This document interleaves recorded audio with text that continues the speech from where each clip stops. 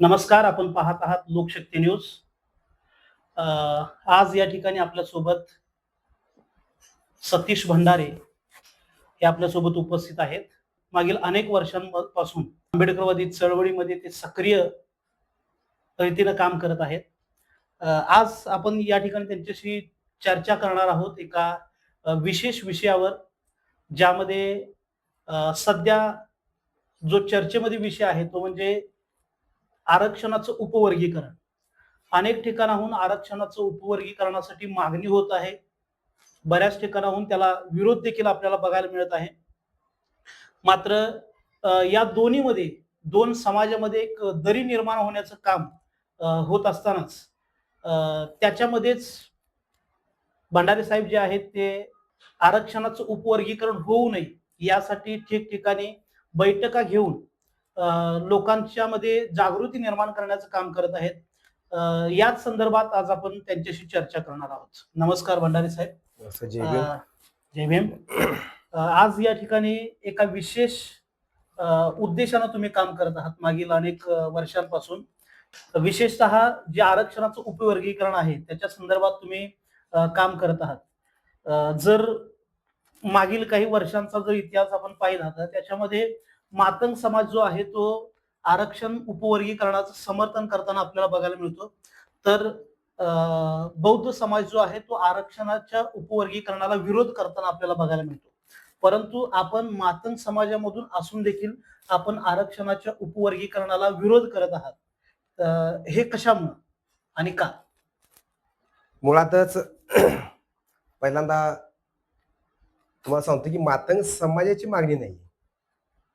आरक्षण उपवर्गीकरण ही जे मीडियामधून पसरवत आहेत की मातंग समाज मागत आहे म्हणून. ओके. हे मुळात 4 नेते आपले मातंग समाजाचे आहेत. पुणे शहरचे आणि मराठवाड्यातले, कालांतरानं मग साताऱ्यातले एक आहेत आणि आता अलीकडच्या काळात कोल्हापूर. तर ह्या 4-5 नेत्यांनी मिळून उठवलेलं वादळ आहे. समाजाला ह्या वर्गीकरणाचं काही देणं घेणं नाही. 90% मातंग समाजामध्ये तुम्ही फील्डवर जर गेला समाजामध्ये तर त्यांना वर्गीकरण नको आहे. साधी माणसांना जर तुम्ही विचारला की बाबासाहेबांच्या विचाराच्या विरोधात जाऊन आपल्याला वागायचं नाही अशी भाषा वापरतात. पण हे RSS आणि मनोवादी संघटनेच्या किंवा लोकांच्या माध्यमातून काय तर आर्थिक देवाघेवाण झाली असेल की बाबा संविधानाला हात लावता येत नाही. त्यामुळं संविधानाला हात लावला की सगळ्यात प्रथम जो रस्त्यावर उतरतो समाज तो बौद्ध समाज, आणि त्याला लागूनच मातंग समाज रस्त्यावर उतरतो आणि विरोध करतो. थोडक्यात काय तर दलित समाज हा देशामध्ये फार मोठा अडथळा आहे संविधान बदलण्यामध्ये. त्या RSSला आणि भाजपला विरोध करणारा माणूस आहे. किंबहुना या समाजाला जर फोडलं तर आपला हेतू साध्य करणं त्यांना शक्य आहे हे ओळखून त्यांनी मातंग समाजाच्या काही नेत्यांना पुणे शहरच्या हाताशी धरून हे फार वर्षापासून चालू आहे. पण अलीकडे जरा जास्त जोर खाल्लेला आहे. 2014 पासून जास्त गती आलेली आहे. RSSची जशी सत्ता आली, भाजपची आली, तशी जास्त प्रकार चालू आहेत. तर माझं ठाम मत आहे की मातंग समाजाची मागणी नाही तर एक 4-5 नेत्यांची मागणी आहे. आणि 2 समाजामध्ये तेढ निर्माण ती व्हॉट्सअपवर चालू आहे आणि फेसबुकवरती. मग ते फेक अकाउंट असतील किंवा खरोखरचे असतील ह्यात काय मला जायचं नाही. पण हा जो वाद आहे तो फक्त मोबाईलवर चालू आहे. तुम्ही माझ्या बरोबर जर आला आमच्या जिल्ह्यामध्ये, सांगलीच्या भागामध्ये किंवा कुठल्याही महाराष्ट्रातल्या खेडेगावातून विचारा, मातंग समाजामध्ये बौद्ध समाजामध्ये हा वाद नाही. हा वाद जो आहे तो मोबाईलमध्ये आहे आणि हा जाणून बसून मीडियावरती पसरवला जातोय असं माझं मत आहे. मग ही दरी कमी करण्यासाठी मी माझ्या समाजाला आणि इतर समाजाला एकत्र करून आपला वाद वाढवायचा नाही. हा जो वाद आता मोबाईल चालू आहे हा मिटवण्यासाठी मी प्रयत्न करतोय की मातंग समाजाला सांगतो की वर्गीकरण कसं आहे आपल्याला तोट्याचं ते सांगतोय मी. आणि ते समर्थन करणार त्या लोकांनी त्यांना सांगावं मातंग समाजाला हे कसं फायद्याचं आहे ते सांगायला तयार नाहीत. म्हणून मी दरी मिटवण्यासाठी या बैठका घेत चाललेलो आहे. आणि एक बाबासाहेबांनी दिलेला आपल्याला संविधान आहे ते संविधान वाचवण्यासाठी माझा प्रयत्न चालू आहे. तर आम्हालाही जाणून घ्यायला आवडेल की कशा पद्धतीनं जर आरक्षणाचं उपवर्गीकरण झालं तर त्याचे तोटे काय असतील आणि फायदे काय असतील याच्याविषयी आम्हाला आपल्याकडून जाणून घ्यायला आवडेल. साधी गोष्ट आहे. आपल्या SCला बाबासाहेबांनी 13% दिल्या, म्हणजे 13 जागा. महाराष्ट्रामध्ये 13% आहेत. प्रत्येक राज्यामध्ये वेगवेगळी संख्या असू शकते ती. तर 13 म्हणजे 59 जातीने ह्या 13चं जे मैदान आहे, 13% जे मैदान आहे, हे अभ्यास करायचा आहे, शिक्षण घ्यायचं आपल्याला. आणि मुळातच सर्वात मोठी संधी सर्वांना 59 जातीला मिळाली, की शिक्षण घेणे. हम्म. शिक्षणाला तर तुम्हाला बंदी नाही. बरोबर. आपली पोरं शाळेतच जाणार. हम्म. आपली पोरं शाळेत जाणार किंवा जी गेलेत ते शिकले, सवरले, ते प्राध्यापक झाले असतील, डॉक्टर झाले असतील. माता समाज नाही तर आहेत, भरपूर आहेत. आता जे विरोध करतायत ना, ते रिटायर्ड शिक्षक आहेत, प्राध्यापक आहेत. यांची मुलं सर्व्हिसमध्ये लावलेली आहेत. आता तुम्ही सर्वे करा, जे समर्थन जे करतात ना उपवर्गीनाचं आपल्या, आपण अबकड म्हणूया खास तर शिक्षकांनी आपल्या मुलाला नोकरी लावलेली आहे, जे आता समर्थन करतात ते. आणि रिटायर झाल्यानंतर त्यांनी ह्यात उडी मारलेली आहे. म्हणजे आपल्या मुलाला सेटल करायचं. आणि दुसरी मागाची पोरं जी 13% मध्ये अभ्यास करून आता आपली पोरं हुशार आहेत, स्पर्धा करू लागलेली आहेत. परवाची क्लिअर झाली मुलगी नाशिकला, मातंग समाजाची. त्यानंतर 9 पोरं आपली पोलीस भरतीमध्ये गेली, ओपन मधनं गेली.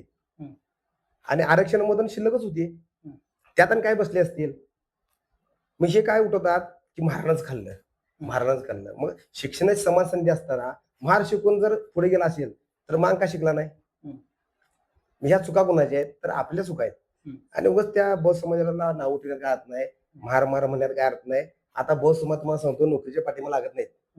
त्यांनी ठरवलंय, त्यांची लोकसभा बघा तुम्ही, वकील, इंजिनियर, मोठ्या मोठ्या क्षेत्रामध्ये कॉन्ट्रॅक्ट घेतात, परदेशात चाललेत. ओपन मध्ये आता ते पास होतात ना जास्त. मग हा अभ्यास करत नाहीत आणि हा अभ्यास सांगत नाहीत. तर 13 मध्ये पोवल्यानंतर हे 13% समुद्र आहेत पोवल्यानंतर काय तर हाताला लागलं ना मातंग समाजाला. आणि जर आरक्षण मान्य झालं तर मातंग समाज संख्या किती माहित नाही अजून. कोणामध्ये 2% मिळेल, कोणामध्ये 3% मिळेल. कोण अतिशय नाही मागाची नेते ती 8% मागाल्यात. ते काय मला त्यांच्यावर बोलायचं नाही. पण 2% जर मिळाला आपण गृहीत धरू, ह्या वर्षी मागाची पोरं आपली 10 पास झाल्या समजा. 10 पोरं कलेक्टरच्या जागा निघल्यात, एक 4-5 जागा आहेत समजा महाराष्ट्रामध्ये. 10 पोरं आपली फाजल्यात, आपली IAS झाली समजा. मग त्या 10 मध्ये 2 जागा निघल्या, 2 जागा भरणार मागाच्या. मग ती बाकीची 8 मुलं घरात बसणार ना. ते जर 13% असते तर त्या 13% मध्ये ही 2 आता तुम्ही हक्काची म्हणाल आहे बसणार आहेत आपली, ते 10च्या 10 बसणार आहेत कशावर ना. जर त्यांच्याकडे कुवत असेल तर ती 10च्या 10 होऊ शकतात. राईट. आणि हे कडू सत्य आहे. आणि कटू सत्य आहे की महाराष्ट्रामध्ये मातंग समाजाची मागणी करणे ती सांगत नाही समाजाला. आणि समाजाला कळतंय, घरातल्या बारीक सारीक अडाणी माणसांना कळतंय, महिलांना कळतंय की नोकरी म्हटलं की पैसा द्यायला लागतो. बरोबर. मी राजकारण सोडतो, कोण पैसा बिन देता नोकरीला नाही म्हटलं तर. ही राज्यकर्ते लोक आहेत, पैसा घेतल्याशिवाय तुम्हाला नोकऱ्या लावत नाहीत. भले तुमची टक्केवारी 90 असून 95 असून दे, पैसा तुमचा घेतल्याशिवाय नोकरी लागत नाही. त्यामुळं माझं काय मत आहे की बाबा 10 पोरं आपली काय तर उलाढाल करून आपली लोक आई वडील थोडंफार पैशात जोडणं करून ताकद लावून आपल्या पद्धतीनं आपली पोरं त्यात बसवतील. आणि 2च म्हटला तर मग 8 पोरं घरात बसणार, 2 पोरं नुकल्या समाजात नुकसान आहे त्यात. मग मी काय म्हणतो की समर्थन करायला विचारतो, तुम्ही 2%साठी 98% समाजवाद करायला तुम्ही. आणि आता जी मुलं आपली शाळा शिकून स्पर्धेत टिकालेत त्याचं तुम्ही खच्चीकरण करताय. मी त्या मुलांनी परत शिक्षणाकडे वळू नये. आयुष्याची 30-35 वर्ष शिक्षणात घालवायची. आणि वर्गीकरण झालं, अबगड झालं तर मग ते मला मान्य आहे की मांगालाच देणार आहेत का जागा 2%. मांगाला देणार असले तर तुम्ही केला तर कसं बसवणार तुम्ही 59 जाती. आता मांगावर उठलाय, आम्हाला मांगाच्यात नको, पेशल पाहिजे आम्हाला 1-2% काय असेल ते. मी भांडणी जी चालू आहेत हे भाजप लावते का तर संविधान उद्ध्वस्त करण्याचं षडयंत्र आहे. भविष्यात समजा जर आज मातंग समाज स्वतंत्र मागणी करतो आरक्षण उपवर्गीकरणाची, मातंग समाजातही अनेक पोटजाती आहेत. उद्या त्या जर परत उपवर्गीकरणासाठी मागणी करायला लागल्या तर त्यावेळेस पुन्हा हाच गोंधळ निर्माण होण्याची शक्यता 100%. म्हणून म्हटलं ना समाजाचं हे नुकसान आहे. तुम्ही मागाशी जो प्रश्न तुमचा होता त्यातच येते हे सगळं की समाजामध्ये वर्गीकरण झालं तर नुकसान आहे आणि वर्गीकरण न झालं तर फायदा आहे. त्यात मी थोडक्यात सांगितलं तुम्हाला, लय लांबड लावून सांगितलं तुम्हाला की आपल्या समाजाला अडाणी आहे त्याला सोप्यावर सांगितलं. आता तुम्ही पोट जाती 10 पोट जातात आपल्या, आणि त्या पोट जाती कुठं राहतात हे पण माहित नाही आपल्याला. तर पोट जाती तेलंगणा टाईप हम्म. आता इथं मुद्दा येतो की जे आरक्षित लोक म्हणतात तेलंगणा सर करा, तर तेलंगणा टाईप काय तुम्हाला सांगतो की तेलंगणामध्ये 3 कॅटेगरी आहेत. म्हणजे ए बी सी केलेलं आहे. आमच्याकडे अ ब कडे मागतात, तिथं ए बी सी म्हणजे अ ब क असं आहे.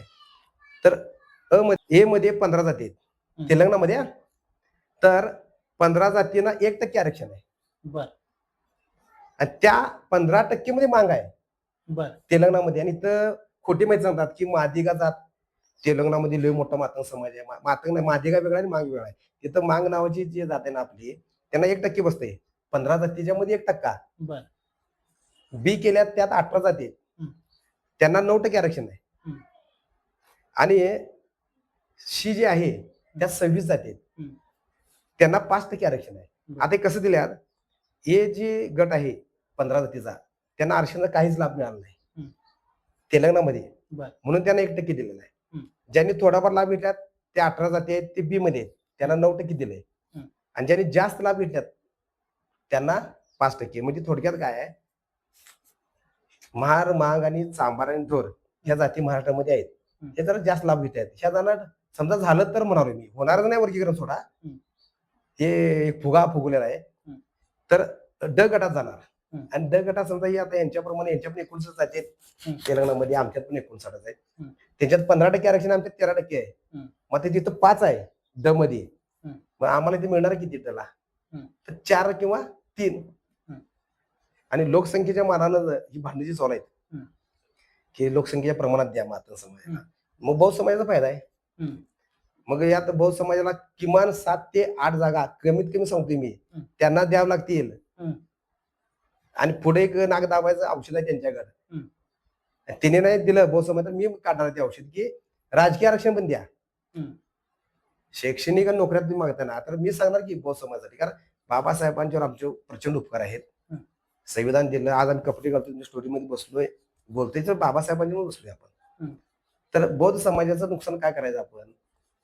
मग मांगाला 2% जागा जर नोकरी मिळत असेल तर इलेक्शन मध्ये 2च मिळणार. बरोबर. आता मागायचे 3-4 आमदार आहेत, ती 2 वर येतील.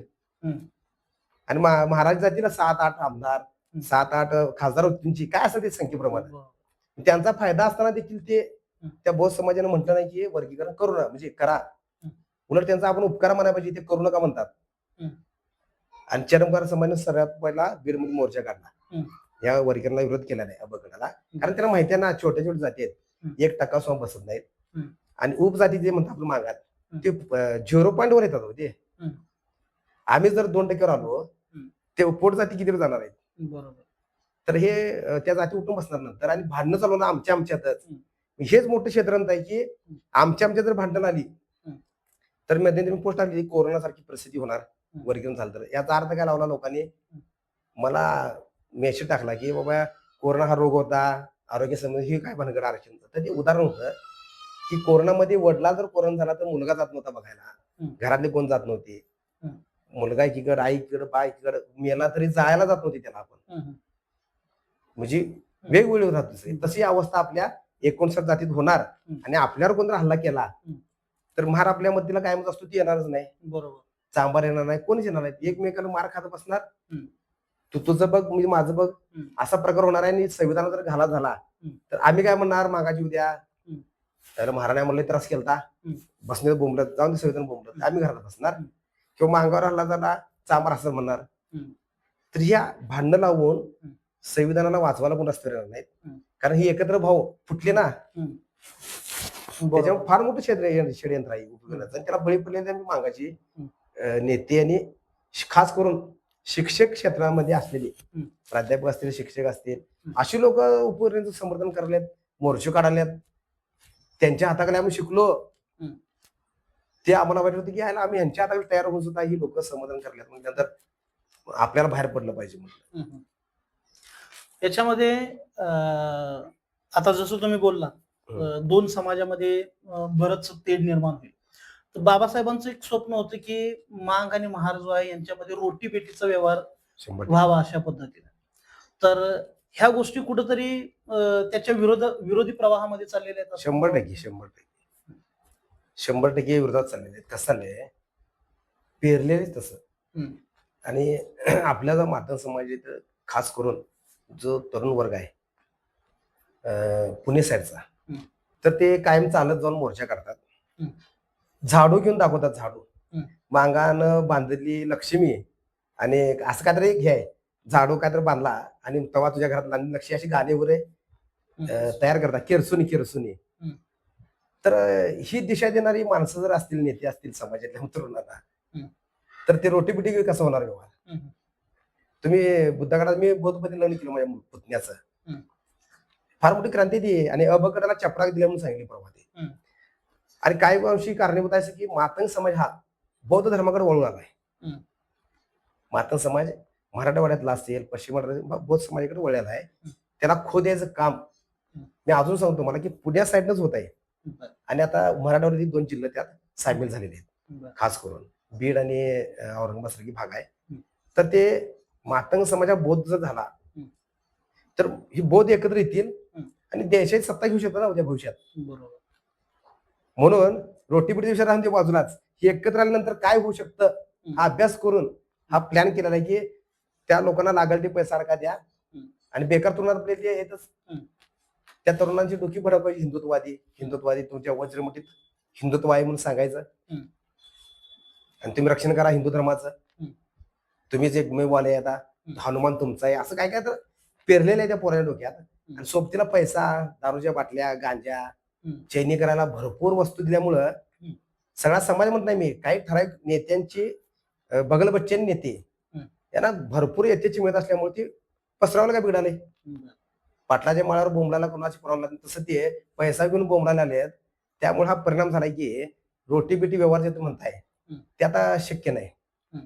पण आमच्यासारखी प्रयत्न करणारी अनेक माणसं प्रचंड येतात महाराष्ट्रामध्ये. आपले प्रबुद्ध साठी सर अतिशय विद्वान माणूस, चला बुद्धाच्या घरी म्हणून अभियान राबवत आहेत आणि त्यांनी देखील महाराष्ट्राचं वातावरण निवळण्यासाठी भरपूर प्रयत्न केला आहे, या वर्गीकरणाच्या विरोधात बोलून, आणि कसं वागायला पाहिजे, काय वागायला पाहिजे. मग आम्हीही आमच्या ताकदीप्रमाणे फील्डवर जाऊन काम करतोय की आपल्या 2 समय तेढ निर्माण न होता एकोपा कसा झाला पाहिजे ही माहिती आमच्या पद्धतीने मी सांगू लागलोय.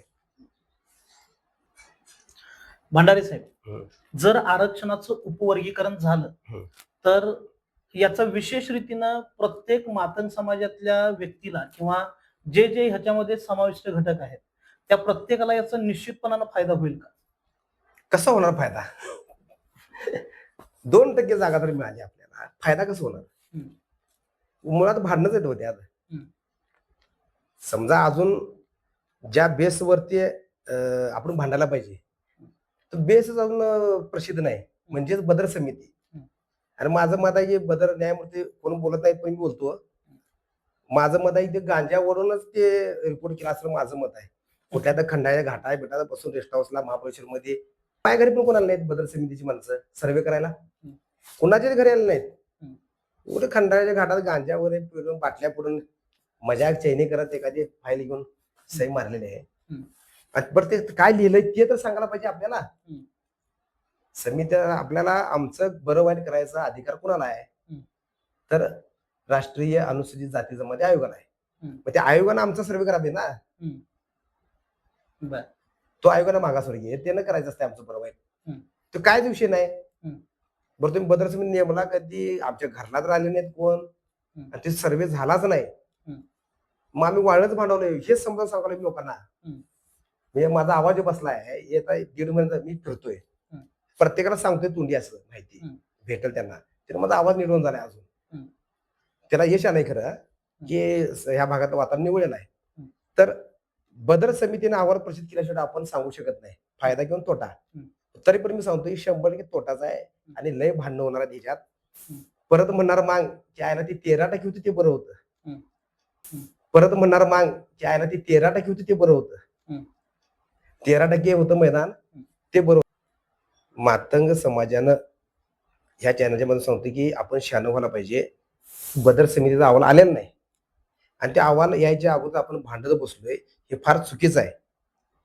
आणखीन एक गोष्ट सांगतो की आमच्या मातंग समाज 3 गट पडलेत, एक समर्थनात आहे, एक विरोधात आहे आणि एक मध्येच आहे, तळ्यात मळ्यात न्यूट्रल भूमिका. हा तळ्यात मळ्यात जो समाज आहे हा घातक आहे.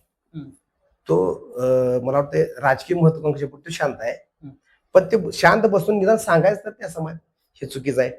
खाजगी तुम्हाला म्हणतात ते चुकीचं आहे. हम्म. पण ओपन येऊन सांगायला पाहिजे समाजाला आपल्या, हम्म. हे बाबा असाच आहे आणि असं आहे. फार मोठं नुकसान होणार आहे यात. आणि आज आपण जे फिरतोय बोलतोय बाबासाहेबांच्या म्हणून फिरतोय. बाबासाहेबांचं नाव घेतात पण समर्थनात मोर्चे पण करतात. ह्याचं काय आम्हाला त्याचं दुमत नाही. पण तुम्ही जर खरंच बाबासाहेबांना मानणार असणार तर समर्थन करणारे सुद्धा अजून वेळ गेली नाही, ते थांबवलं पाहिजे असं माझं मत आहे. तर आंबेडकरवादी नेते सुद्धा त्यांना पाठिंबा दिला, फार मोठी शोकांतिक आहे. म्हणून मातंग समाज सांगतोय की चांगला अभ्यास करा आणि आपली पोरं, या मातंग समाज सांगतो की आपल्या पोरांना सांगा, अण्णाभाऊसाठी सांगतात, अण्णाभाऊसाठी सांगतात ना, आपले दैवत आहे, अण्णाभाऊचं दैवत आहे, ठीक आहे, आमचं दैवत आहेच, त्यात काय दुमत नाही. पण अण्णाभाऊने काय सांगितलं ही मातंग समाज सांगतो की अण्णाभाऊंचे वाक्य आहे, मला लढा मान्य आहे पण रडगाणे आणि आक्रोश मान्य नाही, असं अण्णाभाऊचे क्रांतिकारी वाक्य आहे. आणि त्या अनुषंगाने ती मिटिंगला मी ते टायटल दिलं होतं, मला लढा मान्य आहे, आक्रोश आणि रडगाणे मान्य आहे. तर हे प्रबोध साठे सर त्यांनी परवा त्यांच्या व्हिडिओमध्ये सांगितलं हा विश्लेषण, म्हणून मला सांगावं वाटलं की लढा म्हणजे आपण युद्ध करणार आहे, ते काय तलवार घेऊन जायचं ना आपल्याला. 13% मैदान आहे, त्या 13% आपण अभ्यास केला पाहिजे, शाळा शिकली पाहिजे, स्पर्धा परीक्षा दिल्या पाहिजे, चांगले टक्केवारी पाडली पाहिजे आणि थोडेफार रिश्वत दिल्याशिवाय नोकरी लागत नाही, हे कटुसत्यच आहे. तर म्हणजे बोलण्यामध्ये काय आहे की ह्या उलाढाल केल्याशिवाय आपल्याला हा लढा केल्याशिवाय 13% मैदान आपल्याला जिंकता येणार नाही. आणि ते जिंकल्यात आमची पोरं, आपली पोरं जिंकाल्यात, हे अण्णाभाऊंना अभिप्रेत आहे, लढायचं. आणि उपवर्गीय म्हणजे रडायचं. यात मागायला नाही आम्ही 1-2% द्या द्या द्या. माझा सवाल आहे, मातंग समाज मर्द शूरवीरांचा समाज आहे का, आम्ही 6 नंबर आहे? प्रश्न करतो मी मातंग समाज, आपण 6 नंबर नाही, आपण शूरवीर मर्दाची जात आहे आपली, लढायला आपण भ्यायचं नाही. अण्णाभाऊ म्हणून म्हटले ना, आक्रोश रडगाणे मान्य नाही. आणि उपवर्गीय म्हणजे रडगाणे आणि आक्रोश आहे. 2% रडू नका. माझं आव्हान आहे तुम्हाला की तुम्ही 13% मध्ये लढा तुम्ही, तरच आपण अण्णाभाऊचे वंशज, तरच आपण अण्णाभाऊचे वारसदार, असं मी ठाम सांगतोय समाजाला. ह्या गोष्टीचं मी अण्णाभाऊला मानताय तर ह्या वाक्याचा अर्थ घ्या, लक्षात ठेवा, आपण लढायला शिकलं पाहिजे, त्याशिवाय याला पर्याय नाही. दुसरा एक प्रश्न असा की तुम्ही प्राध्यापक सुकुमार कांबळे सर यांच्या तालमीमध्ये तयार झालेले आहात, त्यांचे शिष्य आहात. आणि नुकतंच कोल्हापूरमध्ये सुकुमार कांबळे सर आणि अजिंक्य चांदणे, त्याचबरोबर त्यांची जी DPI ची टीम आहे, त्यांच्या वतीनं असा निर्णय घेतलेला आहे की आरक्षणाचं जे उपवर्गीकरण आहे त्याच्या बाजूने ते सगळे मिळून लढा देतील. आणि नेमकं तुम्ही त्याच्या विरोधामध्ये काम करतात, उपवर्गीकरणाच्या विरोधामध्ये काम करत आहात. तर गुरु शिष्य असं एकमेकांच्या विरोधामध्ये उभे आहात, काय सांगाल तुम्ही याविषयी? नाही, आता हा कळीचाच मुद्दा विचारला तुम्ही मला. काय झालंय, सुकुमार सर म्हणजे आपले कांबळे सर विद्वान माणूस, मग सांगितल्याप्रमाणे महाराष्ट्रातल्या लोकांना सगळ्या माहिती आहे सतीश भंडारे काय आहे. आणि पश्चिम महाराष्ट्रातली जी मुलं आहेत DPI अतिशय म्हणजे वैचारिक आहेत. 2016 का 15-16 दरम्यान अजिंक्य चांदणे तुम्ही जे नाव घेतला, तो मुलगा आपल्यात सक्रिय झाल्यापासून सुकुमार कांबळेच्या डोक्यात आमच्या की महाग हा शब्द नव्हता, फक्त बुद्धिस्टाने म्हणजे बौद्ध समाज किंवा असं अन्याय तेच विषय होता डोक्यात. 16 नंतरची प्रक्रिया आहे, तुम्ही कुणाला विचारा DPIच्या माणसाला, 16 नंतर हे प्रकरण चालू, ते मुलगा आल्यापासून की सक्रिय झाल्यानंतर ते मुलगा मांगाचा पक्ष आहे, मांगाचा पक्ष आहे असं ते प्रकारचं होतं. आणि ते मांग मांग मांग म्हणत आल्यानंतर ते मला सगळं कुठं खटकालं. मी सरांना सांगतो, सर आपला पक्ष आहे, असं करायला आपण, ठीक आहे, त्यांची पॉलिसी ते त्या मुलाचे काय असेल ते असेल. पण ह्या लाडक्या मुलाचा हट्ट पुरवण्यामध्येच सरांनी हा निर्णय घेतला असं माझं मत आहे. म्हणजे त्याच्या डोक्यात कसं आहे, अजित चांदणेला मुख्यमंत्री करणार हे बसलेलं आहे सरांच्या डोक्यात. कुठल्याही मीटिंग मध्ये जावा, सभेत जावा, अजिंक्यच मुख्यमंत्री होणार असं सर नेहमी म्हणतात. आम्हाला त्याबरोबर दुमत नाही, झाला तर चांगली गोष्ट आहे. पण ते म्हणतात ना, ते कुठे कथा एक ऐकलेली मी, ते मुलाला हत्ती पाहिजे होता, हत्ती पाहिजे होता, ते हत्ती घेऊन द्यायच्या नादात सरांनी हा निर्णय केला असं माझं मत आहे. मी काय टीका करू ना त्यांच्यावर कोणावर, ते माझ्यापेक्षा फार हुशार आहेत. पण यात संघर्षाचा काय संबंध नाही. यात सर विद्वान माणूस आहे, गुरु शिष्याचे नातं म्हणतं आमचं, त्यात काय संघर्ष किंवा ह्याचा काय प्रकार नाही. कारण मी सरांच्याच वैचारिक आणि विचारांनी तयार झालेला कार्यकर्ता आहे. आणि येणारा काळ ठरवेल की सतीश भंडारेचं बरोबर आहे का चुकीचं आहे. त्यामुळे संघर्ष काय नाही त्यात विषय, हा वैचारिक संघर्ष आहे. भंडारे साहेब, जर समजा आरक्षण उपवर्गीकरणाला तुम्ही विरोध करताय, उपवर्गीकरण नाही झालं, तर समाजाच्या उन्नतीसाठी म्हणजे जे आज लढायला लागले आहेत त्यांच्या सुद्धा मनामध्ये हा विचार आहे की आमच्या समाजाची उन्नती झाली पाहिजे, आणि तुम्ही संघर्ष करत आहात, तुमच्याही मनामध्ये तोच उद्देश आहे की समाजाची उन्नती झाली पाहिजे. ते लढून संघर्ष करून त्याच्यातून आम्ही वेगळा मार्ग किंवा वेगळा वाटा आम्ही घेऊ, असं त्यांचा विचार आहे. तुम्हीही आहे त्यामध्ये आम्ही चांगल्या रीतीने डेव्हलप होऊ शकतो अशा पद्धतीची एक भावना तुमची याच्यातून दिसून येत आहे. मात्र तुमच्याकडे असे काय मार्ग आहेत की ज्याच्या माध्यमातून समाज उन्नती करू शकेल? अतिशय चांगला प्रश्न विचारा तुम्ही. कारण समाजात गेल्यानंतर मी सुरुवातीला आपला फायदा काय ते सांगतो, नंतर ते उपरोक्त तोटा सांगतो. फायदा काय माहिती काय की मातंग समाज नेहमीच काँग्रेसच्या बाजूनं ज्या पक्षाचे राहील इमानदार तिथे इमानीच आहे. हा समाज गद्दार नाही. त्याचा फायदा घेऊन राजकीय लोकांनी मातंग समाजाचं नुकसान केलेलं आहे असं माझं मत आहे. कारण काँग्रेस सत्तेत असताना लहुजी साळवे मातंग अभ्यास आयोग नेमला, बरोबर आहे, 2003च्या आसपास ND पाटील आपले अध्यक्ष होते.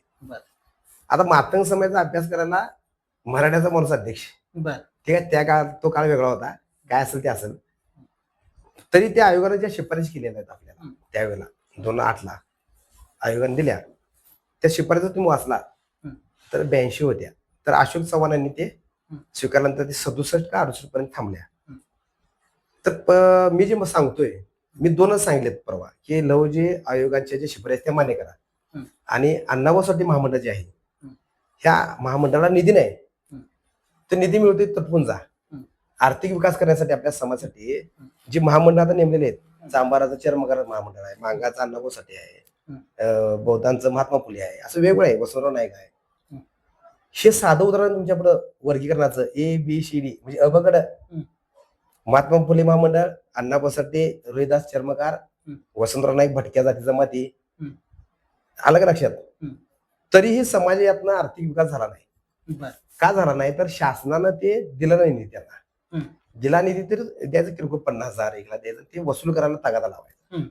जर सरकारच्या मनात आलं, सरकार काय करू शकते, मांगाला जर श्रीमंत करायचं असेल, आता भारतीय जनता पार्टीच्या बाजून असणारा समाज भरपूर आहे द्या, म्हणजे भाजप हा मातंग समाज जवळ करतोय, भाजपनं द्यावं 25-25 लाख आमच्या पोरासनी, अण्णाभाऊ महामंडळानं कर्ज द्यावं फक्त जाती दाखल्यावर. तोही तलाट्याच्या जातीचा म्हणतोय मी. तलाट्याला गावात असतो तलाठी, त्याला जात माहिती असते ना, 4 माणसाची पुरावा घ्यायची, तलाट्यात दाखला घ्यायचा, आणि आपली पोरं कसं शाळेत गेली नाही त्या काळात, त्यामुळे कोणा दाखला निघतो न निघतो, म्हणून मी उपाय काढलाय की तलाट्याच्या दाखल्यावरती 25-25 लाख द्या तरुणांना कर्ज, आणि ते फेडायचे, म्हणजे फेडला न फेडला जप्त्यावर नका. तो उद्योगधंदा करेल, मोठा होईल न होईल तर त्याच्या हातात आहे, पण एकदा शासनाचा प्रयत्न करायला हरकत काय.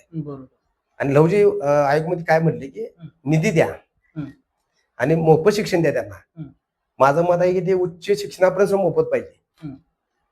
मातंग समाजाला प्राथमिक पासून डॉक्टर असेल, इंजिनियर असेल, ITI असेल, कुठलंही तांत्रिक शिक्षण असून दे, हे सगळं शिक्षण मोफत करा. ह्या 2 घटकात एक कर्ज देणे आणि मोफत शिक्षण तुम्ही केला तर 100% मातंग समाजाची उन्नती 2 वर्षाच्या आता श्रीमंत होतील मातंग समाजाची. आणि त्याला बौद्धांनी पण पाठिंबा दिलाय, लहुजी साळवे आयोगाला लागू करा म्हणून. मी शासनाच्या मनात नाही, हा समाज श्रीमंत होता का म्हणाय, हा पण श्रीमंत झाला, बौद्ध पण श्रीमंत झाला, चर्मकार श्रीमंत आहेतच. सगळ्यात ज्या श्रीमंत आपल्यात ढोर आणि भंगे आहेत, लक्षात ठेवा, ढोर आणि भंगे समाज श्रीमंत आहेत. सगळी श्रीमंत व्हाली तर उद्या ही आपल्याला फायदा देणार, घाबरलेलं सरकार. त्यामुळं काँग्रेस असून दे किंवा भाजप असून दे, हे मांगाला पैसा द्यायला तयार होत नाही. माझं मत आहे माझ्याकडे 1 महिनाभर फक्त सत्ता द्या. माझं मत ते पिक्चरवाले बोलावले मी अनिल कपूरचे 1 दिवसात मुख्यमंत्री, तसं 1 महिन्याचा मुख्यमंत्री करा, फक्त या दलित म्हणजे मातंग समाजाची मागणी आहे, मांगाला का श्रीमंत करतो बघा. हम्म. सरकारकडे पैसा भरपूर आहे. हम्म. अहो ते हजारो कोटी रुपये सगळं बुडवून चालली ते. हम्म. त्या अंबानीला द्याल्यात, अदानीला द्याल्यात. हम्म. आणि मांग किती किरकोळ आहेत मागायची. हम्म. जायला एक 10,000 कोटी. हम्म. काय बिघडाले त्यांना. हम्म. तर असं जर सरकारनं मनात आणलं हम्म.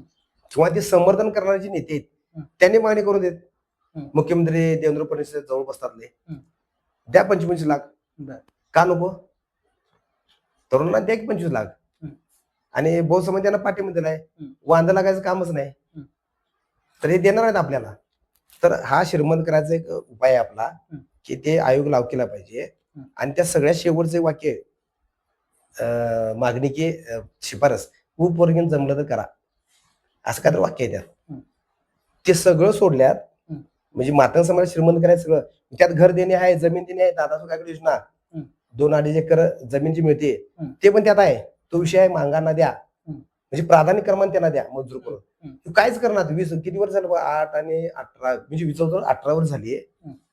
मातंग आयोग जर लाव केला असता तर किती मोठं मातंग समाज श्रीमंत झाला असता. पोर शिकली असती, डॉक्टर इंजिनियर झाले असते. ह्याच्यावर काय भाषण नाही. नुसतं एकच मुद्दा उचलत उपवर्गीकरण करा. म्हणजे याचा अर्थ काय फार मोठं क्षेत्र आहे. दलितांना आणि संविधानाला नष्ट करा, उद्ध्वस्त करा. कशाच्या मार्गानं. उपवर्गीकरणाच्या मार्गानं. फार मोठं षडयंत्र आहे. तर माझं आव्हान आहे सरकारला. मी सांगल्याप्रमाणे मातंग समाजाने द्यावं पैसा, त्या शिफारस लाव कराव्या असा माझा हे आहे. भंडारे साहेब, तुम्ही आता जे आयोगासंदर्भात सांगितलं मातंग आयोग, त्याच्यामध्ये मांगीर बाबा संदर्भातला एक काहीतरी उल्लेख आहे. तर तुम्ही त्याविषयी काय सांगाल. मांगीर बाबा म्हणजे काय झालंय त्या आयोगानं असं म्हणतात की मांगीर बाबा हा मातंगाचा कुलस्वामी आणि दैवत आहे म्हणून. आता लय मोठा प्रश्न आहे. महाराष्ट्रामध्ये जिल्ह्याला एक मांगाचं दैवत आहे, कुलदैवत. आम्हाला माहित नाही आमचा कुलदैवत कोण आहे. आणि महाराष्ट्राच्या आयोगाला कसं समजला मांगीर बाबा सगळ्या मांगाचं कुलदैवत आहे. तर हे मला म्हणजे पटत नाही. कारण ती त्या भागातल्या मांगाचा दैवत असतील मांगीर बाबा. पश्चिम महाराष्ट्रात आला तर तुम्ही खंडोबा आहे. सांगली, कोल्हापूर, सातारा ह्या भागात गेला तर मांगाचं कुलदैवत खंडोबा. आणखीन काय ठिकाणी गेला यल्लमा आहे. आणि पूर्व त्या जरा कर्नाटक बांधून गेला की चिंचणीची मायका दिवी आहे. म्हणजे असे वेगवेगळ्या भागातल्या मांगाचं वेगळं दैवत आहेत. आणि ही अखंड महाराष्ट्राचं मांगाचं दैवत मांगीर बाबा कुठनं शोधून काढल्यात काय आम्हाला हे काय पटत नाही.